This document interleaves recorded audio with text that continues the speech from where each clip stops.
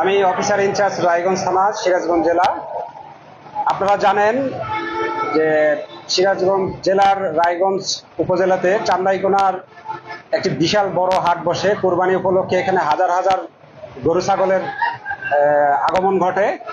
তো হাজার হাজার লোকের জননিরাপত্তার স্বার্থে আমরা সিরাজগঞ্জ জেলা পুলিশের পক্ষ থেকে মাননীয় পুলিশ সুপার স্যার জনাব সাইফুল ইসলাম শান্ত বিপিএম স্যার মহোদয়ের দিক নির্দেশনায় আমরা এই হাটের মানুষের জননিরাপত্তার জন্য পর্যাপ্ত অফিসার ফোর্স নিয়োগ করে থাকি এবং আমাদের অনেক অফিসার ফোর্স এখানে দায়িত্ব পালন করছে।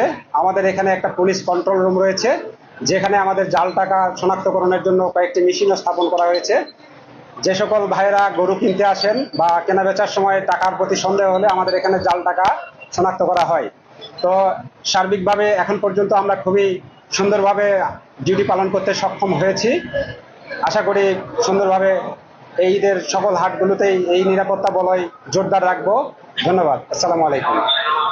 এখন পর্যন্ত আমাদের এই চান্দাইকোনার হাটে কোনো রকম আইন শৃঙ্খলার অবনতি হয় নাই বা কোনো ধরনের দুর্ঘটনার সংবাদও পাওয়া যায় নাই। আমরা সর্বত্রই নিরাপত্তা জোরদার করার কারণে কোনো ধরনের পকেটমার বা কোনো ছিনতাইকারী বা কোনো ধরনের অপ্রীতিকর ঘটনার সংবাদ পাওয়া যায় নাই। ধন্যবাদ।